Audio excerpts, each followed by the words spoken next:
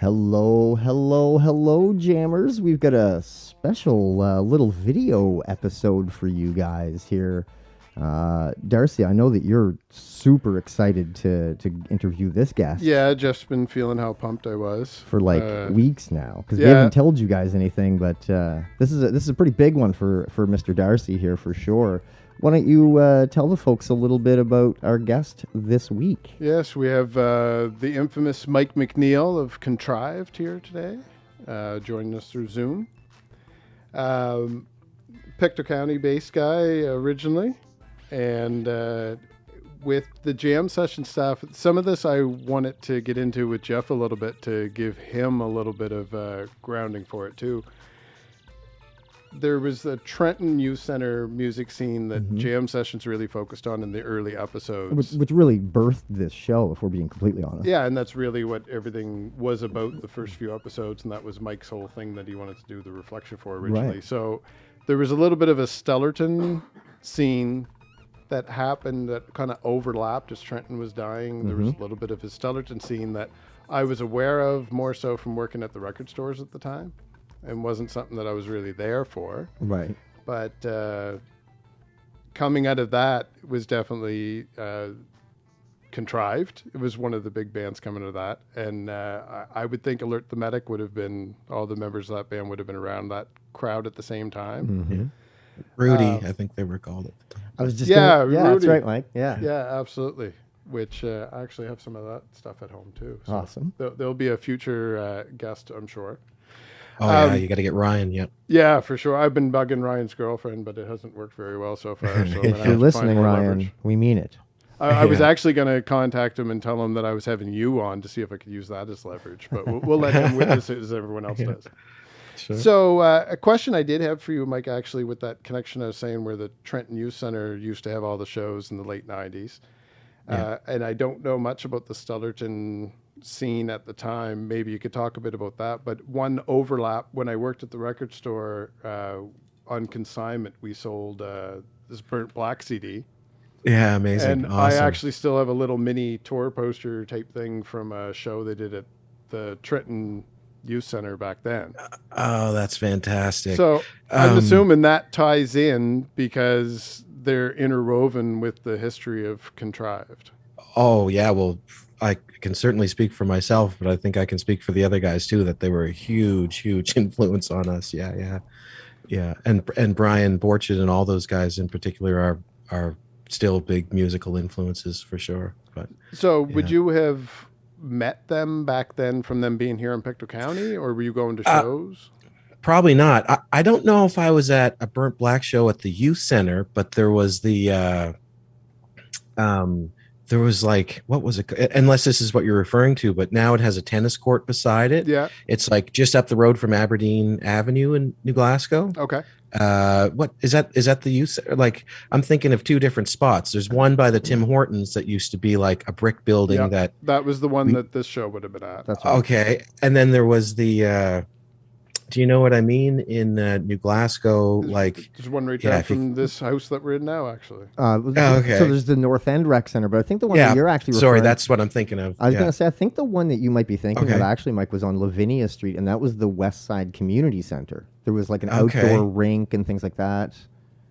And Yeah, and it's that's like- the funny thing is that all I suppose they of the have, stuff that was happening back then, the difference between Trenton and Stellarton should, like nowadays, that wouldn't even matter. Everyone would know where everyone was playing, when they were Yeah, yeah. playing, who was in the band, and everyone would go to every show. Yeah, isn't that funny? But Back we in the have a day, it huge, felt- yeah, exactly. We have these huge amount of people that fondly remember Trenton and fondly remember Stellarton, and they Yeah. were 5 minutes apart from each other, but didn't Yeah. necessarily cross over. And I still see that today. I mean, obviously, with a Contrived show, you're going to get a big Stellarton turnout.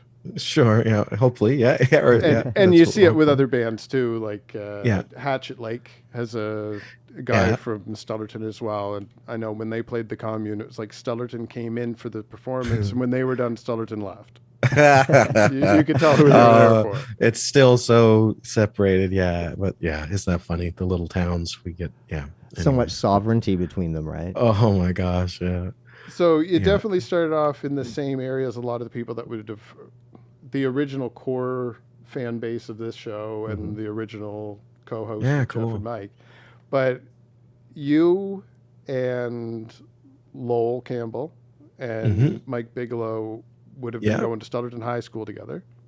Yeah, no, and they're 4 years younger than me. Okay.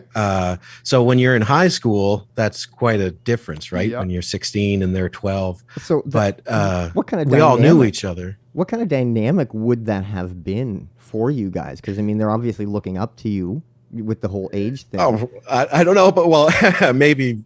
Well, Lowell was always taller than me, so he was. But so we would have known who each other were. But like Lowell in particular was best friends with my youngest brother Robert, and so he was just always around the house, and so we would just kind of knew each other from there. And then it wasn't until later on when I was maybe 17, 18. And yeah, it's funny to think that those guys would be so much younger, but we used to go jam at our buddy Mike Wilson, who is also a musician, and we'd get around to John Landry, who I listened to the podcast that you guys did with them, and they'd be there. Well, Mike was in their band. That's kind of how I met him, I suppose. And anyway, so it really wasn't a dynamic until we met musically, sort of thing, because they were like I say, when you're in high school, and if I'm 16 or 17, that much younger, it's like so much bigger of a gap or whatever. But, so it's more of a location based than high school based connection. Pretty much, yeah. I mean, Lowell lived up the street from my folks. You could run to his house in 20 seconds if you went as fast as you could. Oh, yeah. And yeah, Mike lived a 10-minute walk down the road as well, so we were just it was easy for us to get together or whatever. But and now for my introduction to the band personally, you may not remember this. The person I do remember you from back then, but Lowell would be the person I remembered the most. Sure. In 2003, maybe, I did a Battle of the Bands at Trenton Park. At the amphitheater. Yes. And that's when I would have bought your first CD from you guys. I think I paid a whopping $5. I'm getting used to it. Yeah. And we burned them on Lowell's folks' computer. Yep.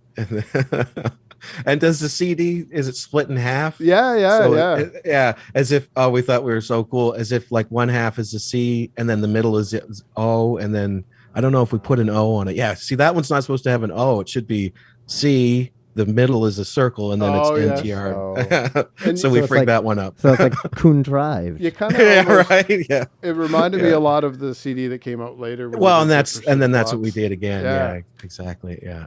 Yeah, you definitely worked in some branding stuff over the years there too. Great. So there's a little bit of a gap there for me because I don't know that first year leading up to this CD, and this was just as self-produced, like the cover's photocopied. It's a CDR with hand drawn on it. Yeah. So there was a little bit of a gap from when that was recorded and when I would have been introduced to the band. Yes, definitely. We probably did that in Lowell's basement on either a 4-track, or he had a computer that had Cool Edit on it and we could record stuff. But I think that was done in 2001. I'm almost certain. It's 2001 that's on the disc. Is that what it says on it? Yeah. So I'm just trying to... I thought that I had done that Battle of the Bands at the same time that came out, but I think it was maybe a year or two afterwards. That's funny. So we must have had those just kicking around, because I think by that point we would have had the Pursuit of Plots album. Yeah, well, that's what I'm trying to figure, because I don't remember you having anything... like official releases outside of that at the time. So it was right around that window anyway. Yeah. And did we play, and I apologize right off the bat. Oh yeah. This was ages ago. I think you played a 15-minute set. And like when I was talking to Murray, Darcy and Murray are mutual friends, and you guys work together. Yeah. Mm-hmm. And when I got watching some of the things, I'm like, I know this guy. Like, we've met. Like, you know what I mean? Yeah. And I just can't place where it was. I apologize. I have a very poor memory. But it's probably that and a combination of being at similar shows over the years. So, Yeah. like yeah, exactly. Back in the day, I'm sure we've sat beside each other and had no idea. Right? Yeah, but sorry, did Contrived play at the Yeah, Battle of the Bands you're talking it about? was like a Yeah. 15-minute set or something like that. I think we had like 20 Man. bands that day or something. 3 songs, that's it, kind of deal. I was actually digging through some stuff myself recently and found the poster that I put out to get bands to approach me, Yeah, cool. but I didn't find my old list of who all had played. I know Ashley Yeah. George had played that night, Yeah. and you guys, and probably like every band that was still around from the Trenton Youth Center days. Yeah. Right. Definitely a few people that have been on this show since, but it's just not something that we ever really thought about because it was like a flash in the pan. It was just at that time, there wasn't much going on. That one thing happened. It was one event, and we never did a follow up. So Yeah. it was And it was at interesting. the amphitheater, you said? Yeah, the amphitheater. And the Yeah, reason I cool. remembered Lowell, Mhm. it was a fundraiser for a local charity, and he was really pumped about selling tickets. Mhm. So I had been the one selling tickets, but he came to my apartment and got a bunch from me, and he Ah, sold more amazing. than half Good of for the him. tickets for the whole show. Awesome. Good job, Will. And it was funny. Good hustle. I did remember back then saying to my girlfriend at the time, I was like, "This young guy, man, like he's a real go-getter. He's talented." Oh, yeah. I said, like, "He's going to end up doing something with this stuff." And it's kind yeah. of funny. He obviously did. Yeah. Sorry, the thing I remember, I don't, for whatever reason, I just don't remember that one particular that Contrived played, but I remember playing at the amphitheater, but it was with Lowell on Yeah. drums and our friend Dwayne McDonald, who was singing, and Cool. our friend Charlie Coolin playing the bass. Oh, okay. And Charlie was in Folds of Policy with Landry and Mike Yeah. Wilson before they became the Stanfields. And we did the Chris Isaac song that everybody does, Wicked Game. Wicked Game, Games. yeah. One of my. It's the best Yeah. Chris Isaac song there is, isn't And it? Yes. that might have been like 99, 98 or 99, okay. I'm thinking, or something like that. Anyway, that's what I remember about playing at the amphitheater in Trenton. But We'll have to yeah, dig through. There is a little Google Drive archive that Jeph and Mike and I were sharing originally when they started the oh, show, cool. and Yeah. it has some stuff from that era. I'll have Yep. to look to see if any of it, I'm any of Oh, those yeah. particular ones are in that. pretty sure that there's Yeah. some Contrived on there. Yeah. For sure. Amazing. Yeah, that's pretty cool. So, So, yeah, let go me ask, why or who or when did you start playing music? Because I mean, I can always Just ask before the Contrived stuff. exactly. Right. Like, so what was kind of the kick, the push, the inspiration, the thing that was like that made Mike go, I want to do that. Yeah. I do kind of have a story for that. It's pretty dumb or knuckle-headed, but I can remember particularly like how I felt compelled to play the guitar as we were at my friend's, and I suppose we were 15 or 16 years old, and we just we just got baked, as you do when you're that age or Mhm. whatever. And there was a bunch of us sitting around, and somebody had a guitar, an acoustic guitar, and they played "Come As You Are" on the guitar. Cool. And I was just happened to be sitting beside him, and everyone else was gabbing or spacing out or whatever. And I was like, "Oh, let me try that." And he gave me the guitar, and it's not like I got it immediately, but I kind of got it. Mm-hmm. And there wasn't too many things like that I got like that in my life. Like I was never really good at sports or blah blah blah or whatever. And yeah, because like I say, we were like teenagers and we just drive around and get baked and listen to Metallica and air drum the whole time. And like, so we were into music, but the thought of like actually playing it like wasn't really realistic. And then all of a sudden I'm like, like I kind of almost got it. And I was so intrigued. I was like, holy shit. Like, you know what I mean? And I don't think anyone else was like, oh, cool, you can play guitar. It was just in me. It was just like, I think if I keep doing this, I can get it. Awesome. And so I went back to my folks' place, and they always had an acoustic piano and an acoustic guitar kicking around. And I grabbed it, and yeah, I just kind of just went for it or whatever. And I just never put it down since, I guess, or whatever. But Amazing. Cool. that was the impetus of, if that's too long-winded or whatever, but that was the impetus of me like wanting to play an instrument, I guess, or whatever. Yeah, that's the gems Jeph looks for. Absolutely. The creative Yeah. awakening that That's sparked it. that led to where you are. What made you go, holy fuck, I love this? Yeah. So to follow up on that question, like, what was your first guitar? That was either gifted to you, or you purchased with your own money, or what have you? And if you remember, do you still have it? Yeah, I don't have the first electric guitar that I have, but my folks, the guitar that my folks had was an El Degas or El Degas Mm-hmm. acoustic guitar, and I still have that. I have it here actually. Awesome. And the first electric guitar I got was a black bodied Samick Nice. electric guitar. Yeah, I think my dad bought it from uh, our friend Murray McIver's dad. Okay. So Murray and Taylor's dad. I'm almost certain he got me a guitar and a Fender Princeton chorus Damn. for Christmas one year. I think for my 16th, when I was 16, he got that for me for Christmas, I think. Mm-hmm. And I think they came from Murray's dad, because he was kind of like a rock and roll guy. Mm-hmm. Cool. But yeah. Awesome. So I was actually going to get into Murray later, but we will. But sorry, I thought you meant to interview, but yeah. No. But I mean, in this interview, I wanted to touch on him a little bit later. But did you know him going back that far? No. I certainly didn't. No. Okay. His brother Taylor is the drummer okay. in Moon Logic, and Murray's the guitar player, Mm-hmm. and so apparently, like, we kind of talked about that after we became friends and played music together. But almost certainly we would have went to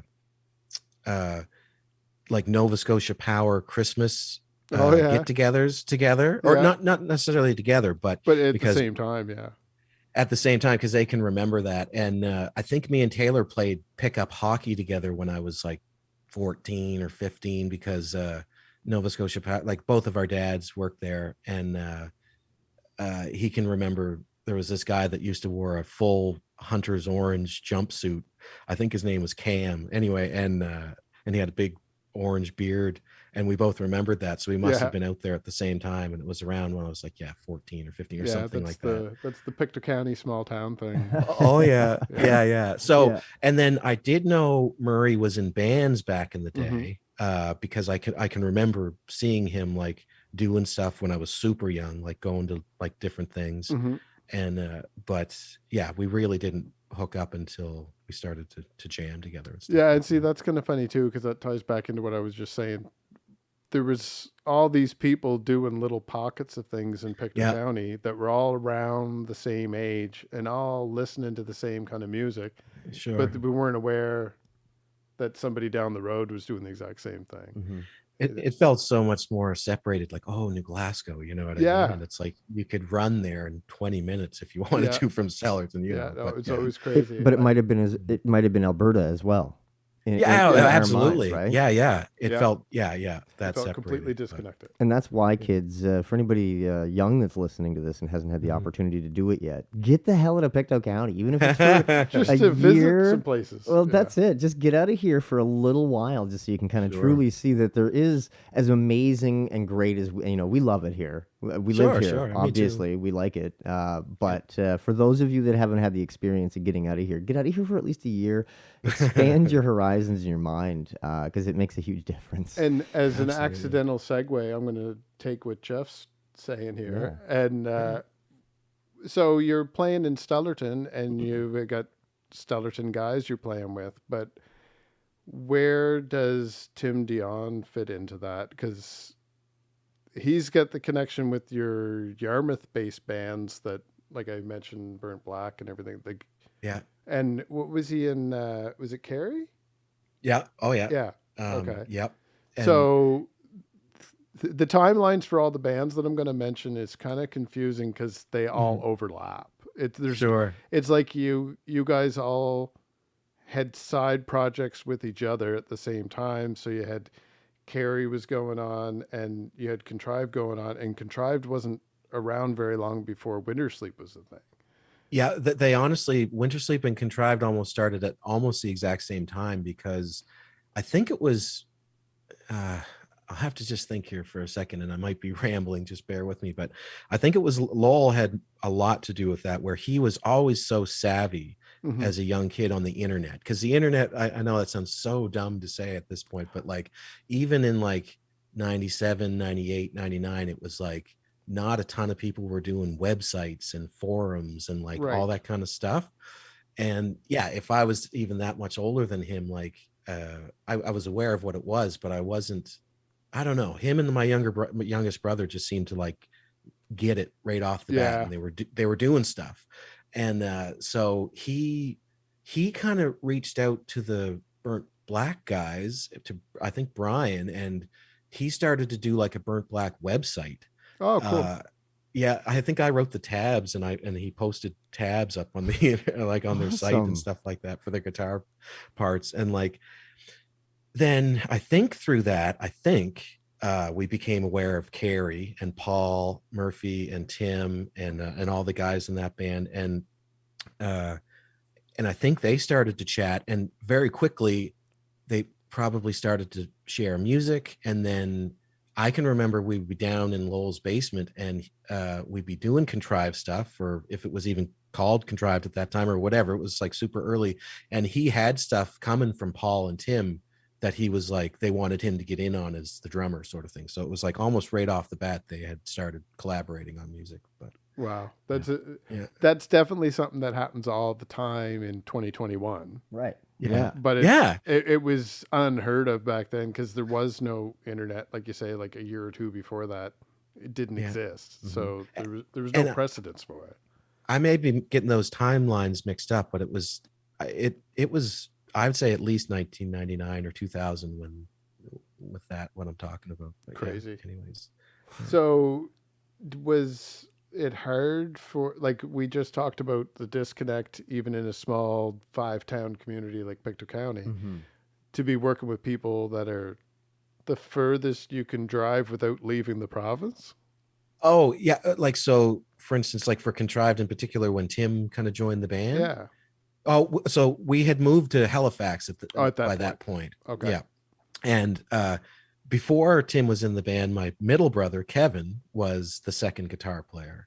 And yeah. And so we did a show at like, what's the park where the fire department is in New Glasgow? Laurie Peace Park. Yes. Yeah. The Laurie Park. And he played with us there. And I think he played with us probably at the Trenton Youth Center once. Oh, and maybe at the Stellarton Teen Center, I think. And but anyway, we were all going to move to the city, and Kevin wasn't. He was doing something else, or he just didn't want to do it. And so we moved to the city, and we actually played a show in Antigonish with Carrie before we moved to the city at oh boy, see, my memory is so bad, but there used to be kind of a venue there that was kind of cool that we would play rock shows at. I bet you any money it was called Cafe Olay. I don't think it was that for some reason, but I that's the thing, I don't remember. So yeah. It very well might have been. It's awful. Like those guys would remember that in like 2 seconds. But anyway, but Tim saw our band, and it was just me and Mike and Lowell. And so we were a 3-piece, and I was kind of digging that at the time. I mean, I got a Nirvana t-shirt on. They're like my favorite band. And so awesome. I thought it was kind of neat, but Tim saw our band, and he just wanted in. So once we moved to Halifax and he was already there, I remember like the first time we were going to go jam, we found a jam spot like that we could go to and pay monthly. And the first time we went to jam, Lowell came to pick me up, and he had Tim with him, and he was just in the band or whatever. So yeah, in the van, in the band. Yeah, pretty much. Yeah. Awesome. So you must have had a pretty good network in the city right off the bat then, because that was kind of a question that I wanted to ask everybody as well. seemed to all be moving to the city, and all these bands are all interwoven because you're sharing members. So cell phones technology still super early. So how are you networking at that time? Yeah. So again, this is awful for me to say, but I'm probably like the wrong guy. You need Lowell on because he's the guy that did so much of it. Like you hear that, one Lowell? of the biggest. Yeah, exactly. Yeah. He's in LA right now, actually. Right. Yeah, but he, and then later Judd, who was the first bass player with Winter Sleep, and well, and Brian too, obviously, because Lowell made a website for Dependent Records, for Okay. DP Records, which you'll see on like the Burnt Black and the first Contrived and all that kind of stuff. And it was essentially a website, but it was a forum. It was just like a chat forum. That was what everybody went to or whatever. And that was like that was like, I think of that often. It's sort of like it was like the Facebook or Instagram of the time. Like everyone would just go there and chat. It was like, oh, there's a show coming up, or like, you know what I mean? So I think that was a big part of it. And Lowell made that and administered it and all that good stuff. And yeah, and I suppose, like, how did we network back in the day? Well, you just talk to people at shows and stuff. And It probably helped that it was a lot of the same members across different bands that were playing with other bands. So it was an organic networking more so than our digital fired everybody emails. Yeah. And I suppose we did. I suppose we did the more old school thing, like when we would try to book tours or shows, we would just email people or like send them letters, or like there'd be fanzines still kind of kicking around at that time, and mailing lists. 100%. Yeah, I still have books of like, you know, from the early 2000s of like day planners with like, you know, 100 or, you know, whatever names and numbers and addresses of people from Ontario and Montreal and stuff, that like, oh, if we're going to try to book a show, this is who you contact and all that kind of stuff. So wicked. And you say you still have some of these journals? Oh yeah, most of them. Yeah, I'd say all of them probably. So cool, man. I kept all that stuff. No pressure. If you know where they are, maybe snap a couple shots and we can include it with the show notes and stuff. Oh yeah, absolutely. When we're promoting the episodes, and be very cool to see. Absolutely. I mean, maybe not the actual addresses, but the front I was covers, just thinking, maybe I would. The front covers of said redacted, the redacted version. Yeah, the redacted version. So the Pursuit of Plots, that's your first regular full CD? Yes, that would be the first full-length kind of release. Yep. And so by the time you're doing this, you're still doing independent self-publishing? Oh yeah, and to be perfectly honest, I suppose maybe the last Contrived record had some push, but we always were. Yeah, we were never really signed to a label or whatever. It was always just independent. Yeah. Now, I don't want to brush through the catalog, but that was one of my questions too, actually, was that going from working with Dependent, where it was very DIY, but you guys had that whole network of each other to bounce That's stuff essentially off what of. it was. Yep. When your last album came out, which, I mean, we'll still kind of follow this a little chronologically. Yeah. But the last album is actually still available on Hand Drawn Dracula through Bandcamp. Yeah. Sure. So Hand Drawn Dracula is also a similar roster to what Dependent would have had at the time that Hand Drawn was created. So is it the same? It's and I should say, sorry, it's not that we weren't on a label. Well, Dependent wasn't really like a major label, I guess, is the distinction there. It was a small independent label. And I could still see, I think Wikipedia actually has a list of all the catalog numbers with everying that was ever released through Dependent. That's amazing. Yeah. So Brian and Judd and Lowell did a fantastic job of keeping that up. Yeah. But Hand Drawn Dracula was started and is still run by, as far as I know, by a couple guys, but one of them, his name is James Mejia, and he did the artwork for many of the related bands, for blank blank blank in particular. And he's a graphic artist, and I'm pretty sure he still lives in Toronto. He's very good friends with Brian Borchard, and so he started that record label, and we were able to put it out through him. Again, it's not a major record label, but they gave us a little help to put it out and to advertise it and promote it and all that kind of good stuff. So that's the relationship there to Brian Independent and all that stuff. So those other bands that you would have been playing with then, like a lot of them similar to yourself, all had side projects and everything. So a lot of those people are still active now as well. Oh yeah, yeah. Are you going to be doing? I mean, we'll circle back at the end to cover everything in a nice To little let the chunk there for let the what's listeners upcoming. know what's coming. But Sure. when you had that album out of Pursuit of Plots, that's 2000. What's it for? 2002. Two, probably. Yeah, Yeah. okay. So definitely my timeline's wrong for the Trenton thing. It had to be 2001, 2002. Maybe. So by the time you're doing that, Winter Sleep's already going. Carrie was a Yeah. thing. Yep. How did you guys handle being able to? Because back then it was put an album out and tour. Yeah, yeah.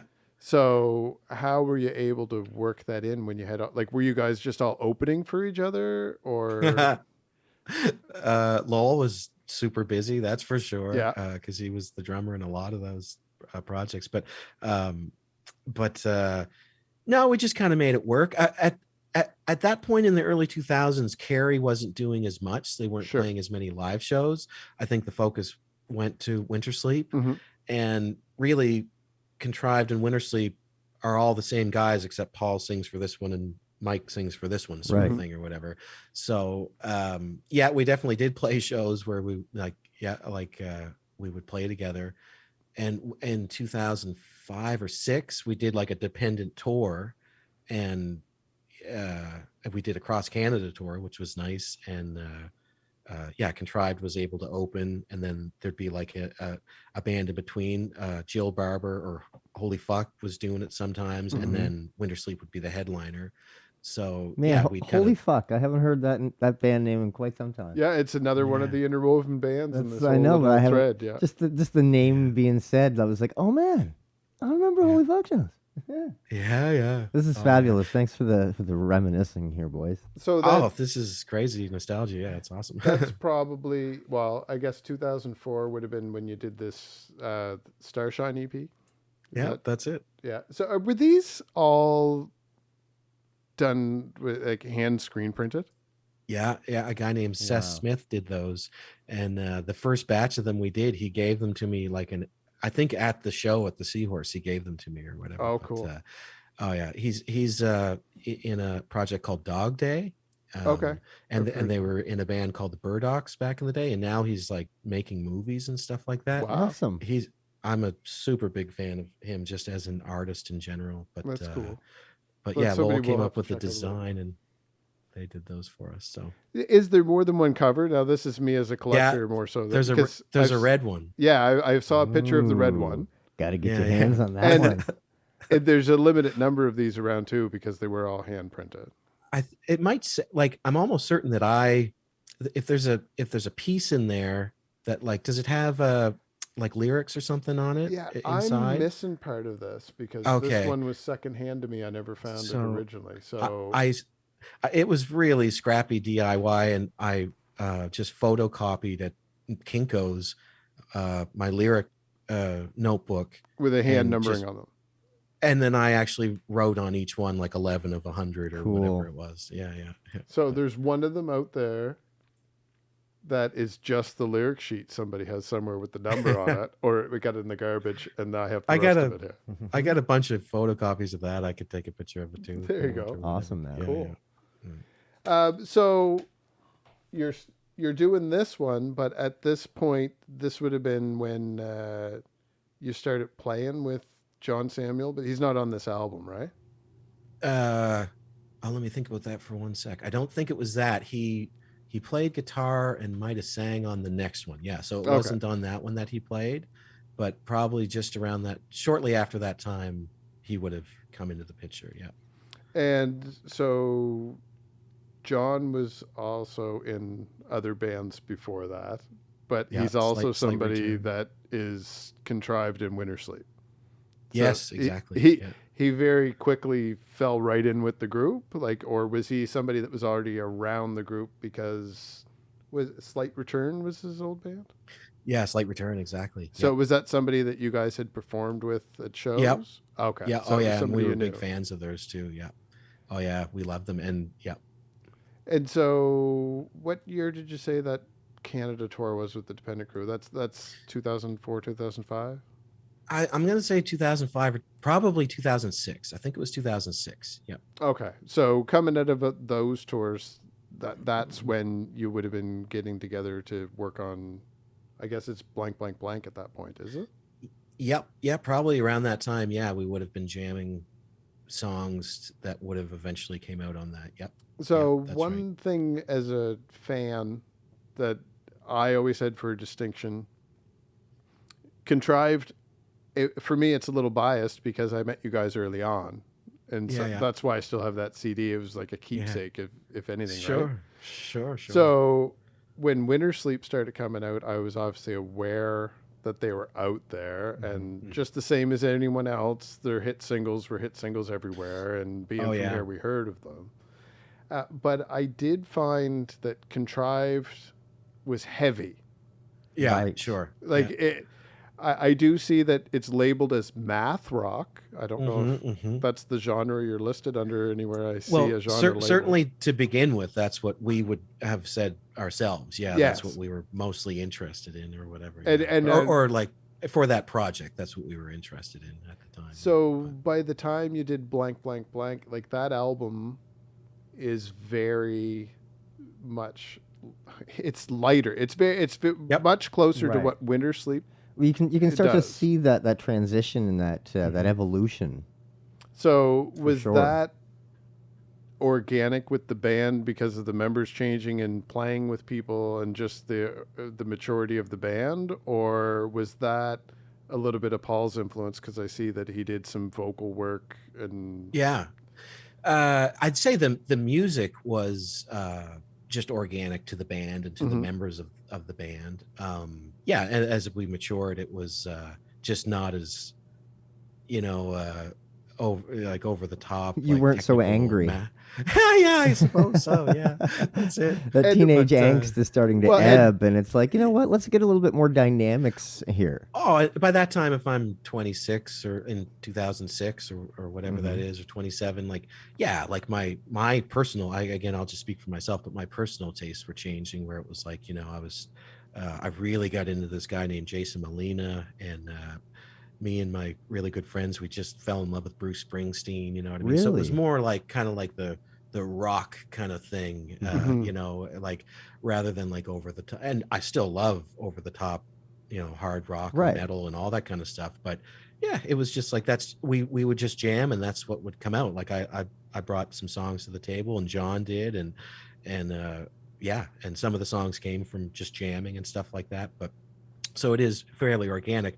Paul helped us on the record in the sense that he was at the studio when I was doing vocals, yes. and and he kind of just like coached me along or Hmm. produced it like to a certain degree, and and and then same with John, I guess. But John's such a good singer, he can just do it all by himself, and he's fine or Yes. whatever. But Well, and yeah, I'm a but sucker for any harmonies that get into a Hmm. song too, oh, and me too.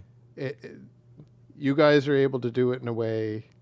And Jeph and I have discovered this interviewing people too that sometimes after we've interviewed somebody, we have a different appreciation listening to the music back. You can pick stuff out better, Hmm. like Sure, as sure. individual artists.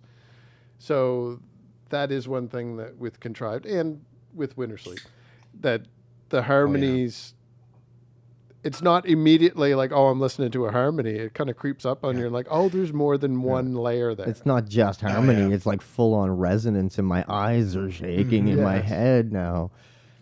Well, and I mean, yeah, as Paul was my friend, but I was a big fan of his before we met him in Cary, Hmm. and then just as a peer or whatever I get to call him, or whatever. Oh yeah, I've always just been a huge fan of Winter Sleep and of Paul's singing and songwriting and lyrics and all that stuff. So I'm sure that was an influence on me, but it's kind of funny to say because like all the other guys are in that band, Yeah, so it's yeah, like yeah, are they influenced by themselves, yeah, it's yeah. but but just influenced just like all of our other peers. Like I was influenced by John and his previous bands, and Brian, and all the bands that were around us at the time or whatever. But And Mike Bigelow, going back, because like I said, I was aware of this. Some of it was more a passing familiarity at some points, and other points I would have been really into it. So going back and reviewing all this stuff, preparing for the interview, I really noticed, especially watching some old live footage on YouTube, Yeah. like Mike Bigelow really, really got into those live performances. That's for Well, sure. he became the front man, which was Yeah. friggin' awesome for me because I didn't especially want to like that's a tough thing to do, like to be Yeah. a front person or rather, and like I was happy to sing like or try to sing and do it, but he would just like he'd always be in the middle just giving her, it's like fucking A, like like Yeah. you take all He the fills the attention. I'm stage. 100% cool with that, and he's just so photogenic and looks so cool, it's like great, like you know what I mean. But yeah. So And dreamy. what's that? I just say he looks so dreamy. Yes. Yeah, exactly. Spectacle. Yeah. So when I was researching, I'm going to have to give Murray some credit because he accidentally dug me out of a little thread that I was kind of stuck in. When I was looking at Mike's stuff, I listened to some of Holy Shroud.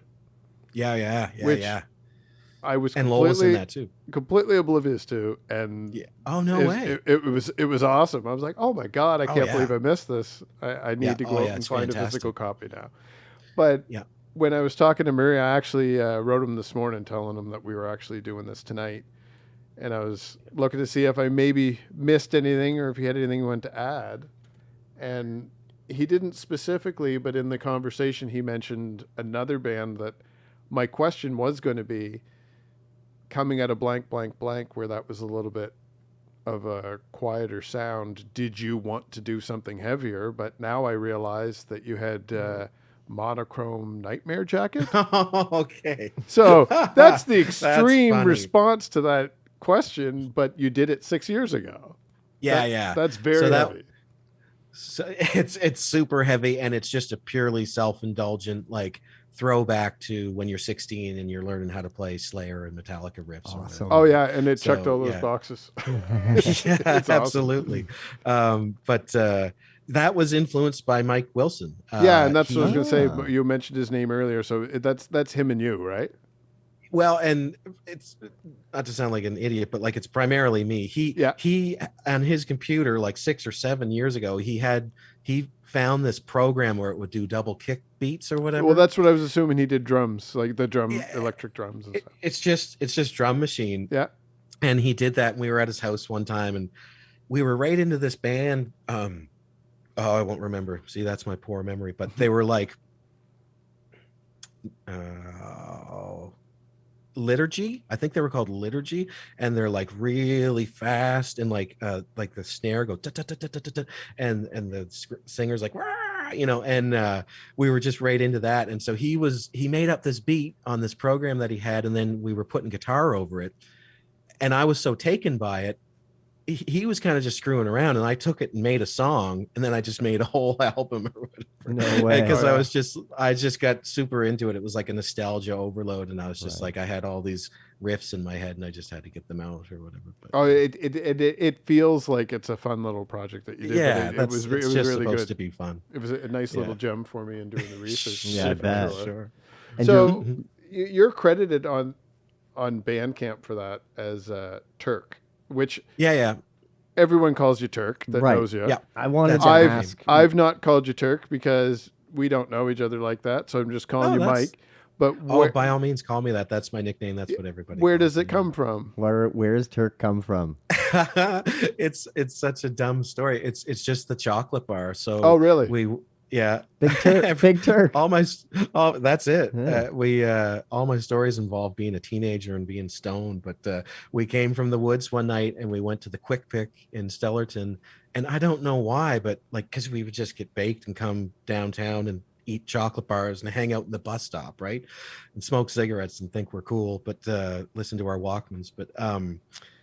But I went in, and there was a guy with me. His name was Dave Henshaw, one of my good friends, and I don't know why I picked up the Big Turk bar, and he just looked at me and he's like, "Oh, Big Turk, you're Big Turk, you're Turk," and it was like as soon as he said that in the Quick Pick, like everyone in Stellarton just like went, "What? Oh, okay, yeah, we're gonna start calling him that." Like That's it's just that like kid, it's okay. funny how like a nickname happens. It's just like I don't know how that got spread around, but that's where it came from. He like it was like 11 p.m. on a friggin' Friday night in 1996 or whatever. And he just said that. And then all of a sudden, forever and ever, that's what everybody, as soon as they meet me, that's just what they Those call are the me or best whatever, nicknames you know? anyway, when nobody really knows That's where it it. came from, Yep.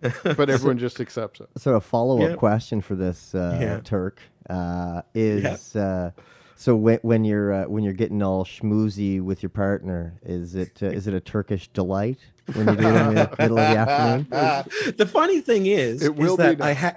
I had it that night and I thought it was probably okay. But then I think I had real Turkish delight or a Big Turk bar since then, and they're gross. Yeah. So it's like I don't think I've ever eaten it ever again. So- I do anyways, think but- they changed the recipe for the chocolate on it or something, because I had one a Okay. couple months ago and I'm like, that's not what I remember. Right, At all. because Turkish delight, in my experience, it's delicious. Yeah, It's they've changed delightful, it. but a Big Turk with whatever that red Oh, it's- fucking goo is inside is It's not so Turkish delight. I don't care what the North package says. Americanized or whatever. Yeah. Right, Like, yeah. Extra sugar. Yeah. So back to the contrived stuff. You did your whole thing where you did the ECMAs. Yeah. You've done the pop explosion in Halifax. Mhm.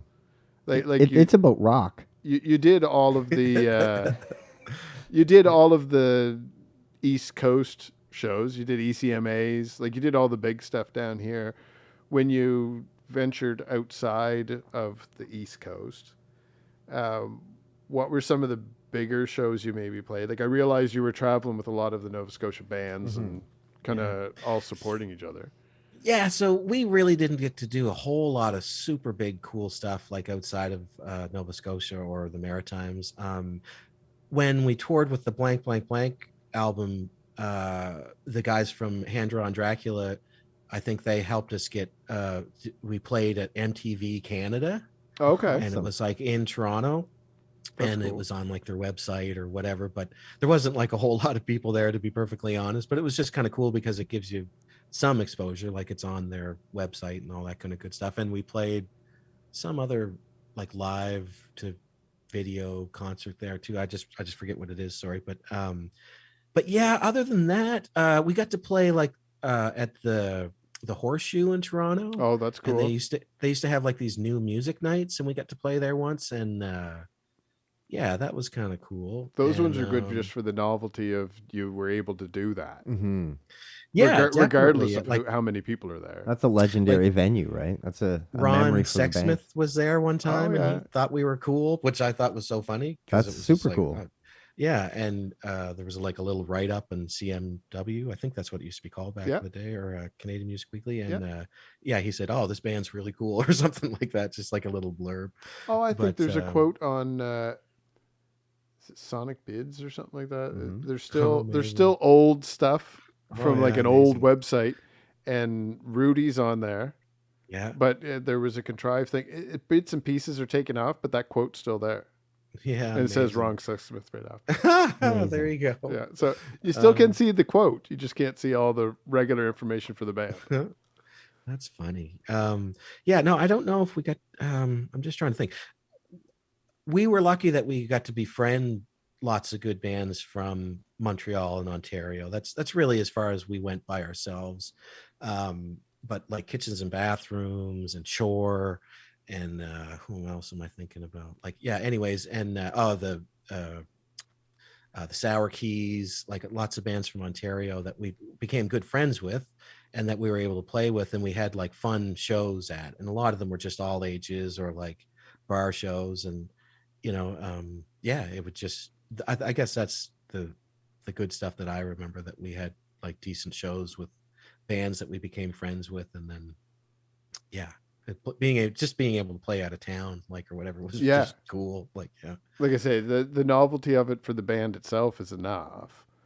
absolutely. Yeah. But coming out of that tour, then, like, so when you're done supporting blank, blank, blank, most of those guys are off doing winter sleep stuff almost Yeah. immediately. Oh, well, like Winter Sleep started cooking like with gas, like right off the bat. Yeah. Like, Mhm. they were just sailing. So it was Yeah. just sort of like, it was pretty obvious, like, okay, this is now our side project or Yeah, yeah, whatever. yeah. It's almost like Yeah. Winter Sleep was the side project that became Yeah. the main project, and so Oh yeah. Contrived became the side You project. guys Very, talk about very projects quickly. or pieces here, because isn't that sometimes how it works? Is that the side piece ends up becoming the Yeah, anyway? there you go. Yeah. But yeah, But so what were you doing when they started going off after blank blank blank? Because so there's so a that gap, but you did a lot of stuff. so they moved to Montreal, Hmm. and because that was like a better spot for a band to be, or arguably, or that's where they wanted to be. And I think like I can maybe remember the guy saying, like Lowell or one of those guys saying, "Oh, like come on, move up, and like when we're around, we can do contrived stuff, and that would be great." But I just didn't have it in me to go up and like maybe try to start another band, or like Hmm. I don't know, I just didn't have it in me. And so I went back to school. I went back to the NSCC in Stellarton, and I took a course, and then after that I went back up to Halifax to upgrade it and blah blah blah. So that kind of became my focus, is like go back to school, get a Hmm. job or whatever. But during that whole time I would always write songs and play music with my friends. So yeah, I moved back to Stellarton in like 2009, I guess, or something, and I was there for a few years. And during that time I hooked up with a guy named Sean Baker, who plays bass, and Mike Wilson, Mhm. and then eventually Taylor McIver, who is Murray's brother, and then eventually Murray. So that's it. And so it was just mostly just for fun, like to keep playing music. I had a bag full of songs and riffs that if anyone would be interested in, like we could do it. And then it eventually became the Moon Logic thing after, yeah, after so many years or whatever. But yeah. What is, for those that don't know, what is Moon Logic? Where'd the name come from? What is there any kind of premise or philosophy behind it that Well, you want to we share? struggled. We would just get together and jam for like a few years, and just have beers and jam, and that was a ball. And then it just, yeah, it was like it just became where it was like, oh, we have enough songs to like do something, like be a band, like let's be a band. And I always wanted to push that. And we we went back and forth on like a name or whatever, and for like a while. And then eventually I think I saw like a YouTube video where someone was talking about Moon Logic, or that word came up, and I Googled it, and I think it's a thing. Like I think it's like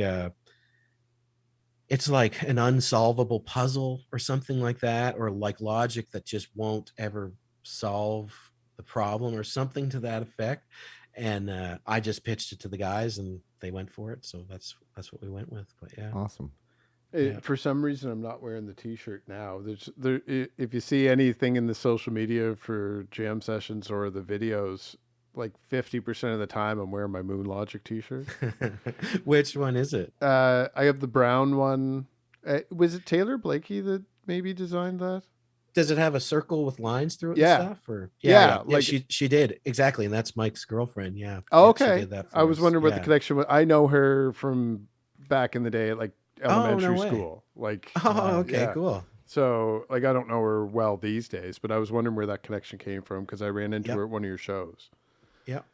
So, Moon Logic, that album came out after quite a few years of you guys jamming and doing stuff. Mhm.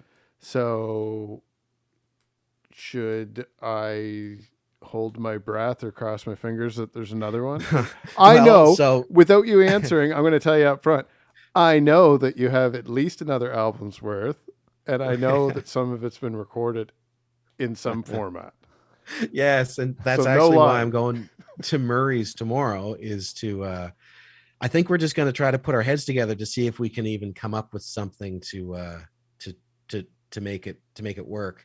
So yeah, it just got to a point where it's like we just couldn't keep going forward with it. Like everybody's busy, kids Hmm. and work and all that stuff.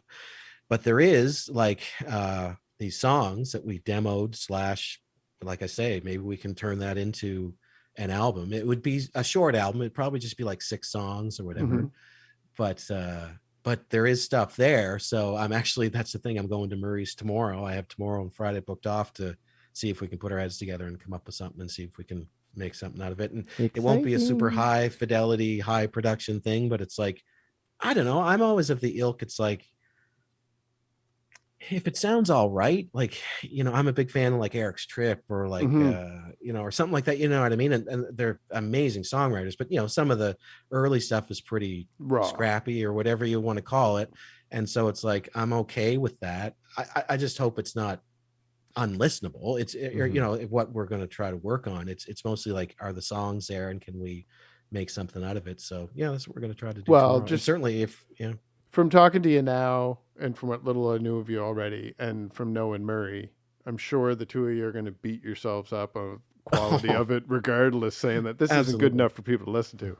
But the stuff I had already heard before, it was already good enough. So Okay, great. Well, you're well on your way. Throw Mhm. something out on Bandcamp, do a digital EP or an album or something, and do a couple shows, and then I can go around and tell everyone how cool you guys are. That's yeah, great.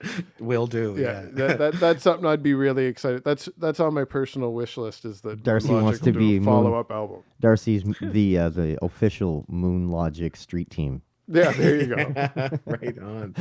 Yeah. So I had mentioned the monochrome nightmare jacket. We talked about Moon Logic. Did I miss some side projects in there? So I have a bunch of other weird things that I made throughout the years, but it's just like, yeah, I don't.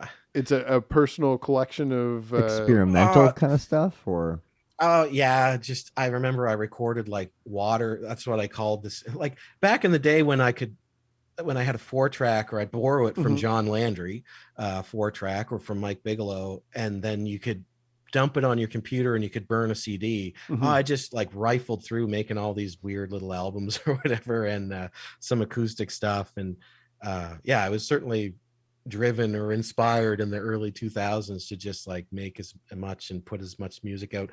Like when you realize that you can just do it yourself and put it out, mhm.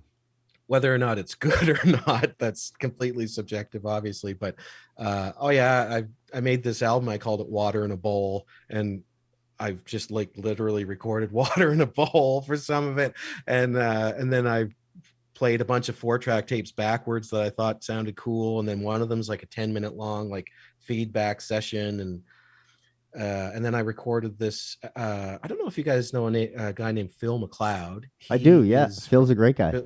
yeah, yeah, and he'll play sometimes at like in Stellarton at the where you can get your growler filled at Backstage. AJ's Backstage place brewing with backstage. AJ Yeah, right. Ledbetter.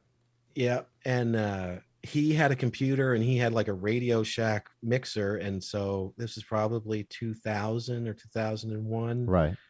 He let me record some acoustic songs there, and so there was a bunch of stuff in the early days that I just like pumped out because I was so like, it was like a kid just like realizing, oh, I can do this, and I'd like print like I'd get pink paper and I folded it and I'd type on it in my mom's typewriter and like Hmm. and make fucking 20 of them and give them out to my friends, and it was like, anyways. But so there's a bunch of that shit, but that may or may not be any good whatsoever. And then for myself over the years too, yeah, not so much like notable side projects, I guess, or I can't think of any right off the top of my head, but anyways. But So um, with the full I played with them. episode, Sorry. we'll throw songs into typically. Yeah. So is there like I have a whole stack of CDs sitting in front of me. Plus, I sent Jeff some links earlier Hmm. for digital versions of a bunch of stuff. Is there anything if anybody listening to this either A is an old school fan that you want to maybe throw back an old song for nostalgic purposes, Hmm. or B a song that somebody hasn't heard contrived is maybe an introduction to who they are.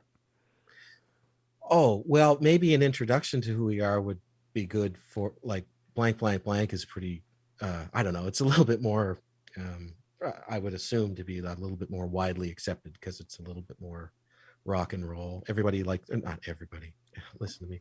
A lot of people like the song Not a Goodbye. It's kind of melodic or catchy. And, but for like an old school, like the CD that you have that has like a picture of a window with a tree in it, Yeah. what are the songs on it? Is it Color Scheme? Is that the first one?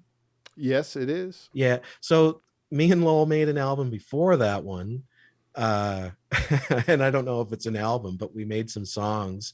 and then one from that, to be super old school, is called Urge to Submerge, and it's like Ooh, really heavy. And so you could listen to, or they could put that on, and it's like that was one of the first things we made. But awesome. And you're cool if we kind of embed that into the show so our oh, listeners can hear sure, it? sure, sure. Yeah, Awesome. no sweat. Yeah, Awesome. yeah. Yeah, that'd be cool. Very.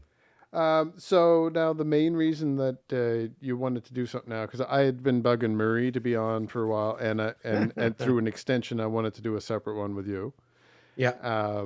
Obviously, the moon logic question that I just asked was where that was rooted from originally, but I did want to get into all the stuff we just covered here. Yeah. But the main reason you have an upcoming show, Hmm. a little contrived reunion. So the last, Let's say that one more time for the people that didn't yes, hear it in the back. A And I was just gonna say, contrived reunion show, ladies and gentlemen. Get excited here. Holy fuck. and we kind of had one a couple years ago, but I was gonna say, I don't know how awful this is, but I gotta pee really bad. Oh, Is it yeah. cool if I take 10 seconds? Okay, Yeah, I'm this so is sorry. perfect. We're not Just a young little bit. anymore. Yeah, let's take a little break here, guys. Maybe we'll listen to a little bit of Contrived right now. And just like that, we're back. Hope you guys enjoyed that little walk down memory lane with those tunes that we just heard. So I guess kind of we're at the point of this of the game here where we can kind of talk about. We've talked about who you are, where you came from, why we love Turk. What's Turk doing in this moment? What's coming up? Where can people find you guys? And more importantly, tell us a little bit about that excitement point that I was highlighting there. Yeah, sure. So yeah, so the biggest thing for Contrived coming up is that we have some shows. Uh, uh, Thursday, December 16th in Halifax at the Seahorse, and the next day, the 17th in PEI at Sportsman's, and then the next day in New Glasgow at the Commune. So Saturday the 18th at the Commune. Get And your tickets early, yeah, folks. I'm telling you, it's gonna sell out. I mean, I know I'm gonna probably buy a bunch just for me and my friends. great. So if I don't sell them out, then somebody else will. So get on that immediately as soon as those tickets become available. You can actually check them out. If I'm not mistaken, you can correct me if I'm wrong here, Mike, but you can get those tickets right at the East Coast Commune.ca. Yep. And anywhere else they might be able to get it, or just right on the Yeah, I venue's just got website. that. I I think the just got that Seahorse is under the recently. It Derby Club was or something now when you buy That's tickets right. online.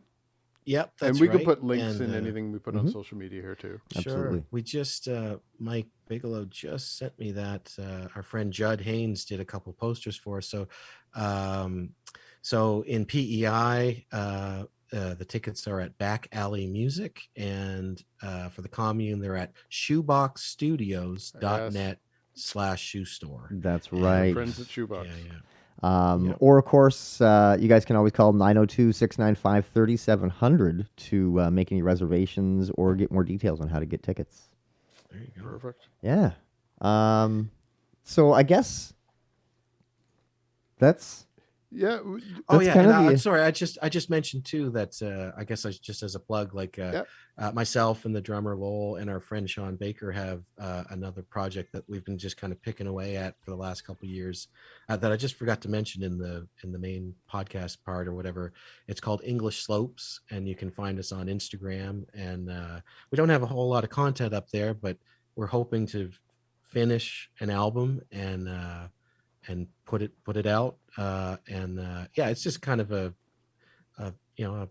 another music project, and it's some songs that I wrote that those guys help, especially Lowell, helped produce. And Lowell was the producer and the engineer. He made it, and yeah, so hopefully that's something that will come up in maybe next year. Like, we're just kind of doing it casually, kind of just when we have time or whatever, and just another thing to keep an eye out for, I guess. Did Contrived actually do? It was 2 years ago. You guys did a performance. Was that in Stellarton?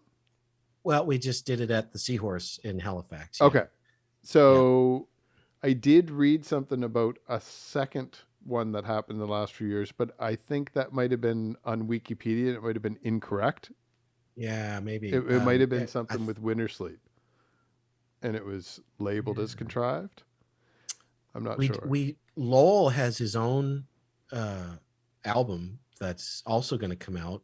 Okay.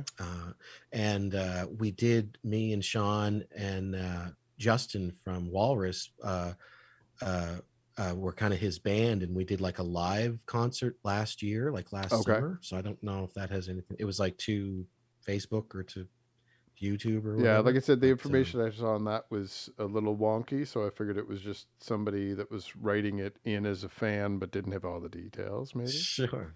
So that English Slopes should be next year if it gets completed. We hope so. We'll Yeah, be yeah. keeping an eye out for that. But I'm really Sure. hoping that you're going to have some new Moon Logic stuff coming as well. Yeah, and I should say too, same deal. It's like if we can get stuff together, but we've been sharing quite a lot of back and forth, a lot of contrived ideas too. So Well, that was going to be my next question. You got 3 shows for yeah, Contrived. Everyone's around, and yeah. I mean, we already covered it where a lot of the same people are in Winter Sleep, but I believe Paul's doing a lot of stuff with his Post Data project right now. Sure. Yeah. I Like, think he's got a show coming up with Brian. Brian's project Dusted at the Marquee, and oh, really? next Friday, I'm pretty sure. Whew. Yeah, there's So much for Christmas presents. Daddy's getting tickets. it's been funny that doing this podcast for the last 6 months or so, everything's been slowly reopening, but I don't even know when it happened. Everything's reopened now. Like there's shows every weekend. There's bands everywhere now. It's happening. Winter Sleep played at the Shore Club a month or two ago or whatever, and there was like 400 people there. Wow. I lost my marbles because it was just like, not being able to see live music for like almost 2 years. Yeah. And they're so good, and I was just like, oh yeah, you know what I mean? But Feeling and they the were buzz. awesome. Oh yeah, it was just amazing. So yeah, it feels like there's concerts happening again. Like someone just went to the Metro Center, the Trues played or something like that or whatever. Huge show. Just last weekend there was a bunch of that online. Yeah. So very exciting to hear that one of my old favorite local bands is being caught up in this. COVID's dying down, and there's I kept talking about it in my Music Week interviews that there seems to be a real good energy coming out of Nova Scotia music lately. Yeah, sure. Everyone hunkered down during COVID and really focused on recording new stuff. Yeah. And now that they're able to physically connect with people again, everyone wants to get in a room and jam, record something, and play a show. Drink a beer and hug it out. Oh, we're desperate for it for sure. Yeah. So everybody's looking forward to it big time. Yeah. So yeah, we're definitely gonna bug you in the future. Like I said, I may have my own little side podcast coming out in the new year, and Jam Sessions is gearing up to go into a good strong season 3. But I'm really gonna have to bug you now about Moon Logic. I'm very excited that you hinted that maybe there's a possibility Contrived may have some new stuff that will trump the Moon Logic stuff. I'm sorry, Murray. We can still be friends, but if I had to rank them, and now I'm going to have to keep an eye out for this English Slope stuff as well. Yeah, great. It was exciting to dig back in the history, and I know some of it's not even your stuff, but some of those other side projects. I've got a whole little nostalgic look back with some stuff that I missed along the way. Is there anything coming up? Like you have stuff that you're working on those projects. Is there any other performances coming up that you know of besides those 3 Contrived ones? Oh, I should just take a second to think now because Contrived, Post Data and Dusted at the Marquee Club this Thursday, or no, excuse me, next, I think it's next Friday or Saturday, excuse me, the first weekend of December. And I don't think for myself, I'm probably missing something and the guys will kick me, but like, yeah, I can't really think of, I can't think of it. So everyone listening should definitely go get the tickets for the shows now, because they might have a little wait before they can see you performing live again. But we have a lot of goodies coming down the pipe for new albums to listen to, some new projects to hear, and all kinds of exciting stuff. Hopefully be a lot of live shows coming to that. Hell yeah. Awesome. Mike, I want to thank you from the bottom of my heart for taking the time to meet with us here digitally and sharing, not just a little bit of a history about one of the greatest bands to come out of Pictou County from that 90s, early 2000s era. But, for hanging out, letting us get to know you and great. giving us some hope and some something to really look forward to here in the next couple of weeks with some great live shows. Everybody get your ripped jeans on, your Nirvana and your Bush X shirts on, and let's head on out to the commune and I support just these decided, guys. if you see me in the audience at one of your shows, I'm going to purposely wear my 90s Nirvana shirt that I still have at home. Nice. Oh, get out of here! You Yeah. got it from the 90s? I Or kept it in all the these 90s, years, rather? and it fits me again. I'm back to high school size. What is it? Is it like in utero or something? Because I It's- found one at a thrift store recently, and it had the in utero angel. on the Oh, back. this one's one of their old school ones that has Yeah. the 7 levels of Da Vinci's Hell. Uh-huh.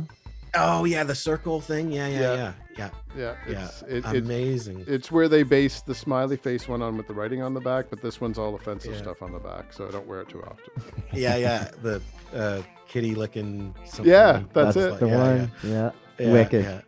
Mike, Thank you guys very much for No. taking the time to do this with me. And Turk, it thank was you. Very fun. Yeah, and very well done. Like you got all the information. Oh, Bang on, there's so a lot of it. that's It's great. just trying to keep it in sequence. Darcy's our Yeah, little yeah. nerdware here for sure.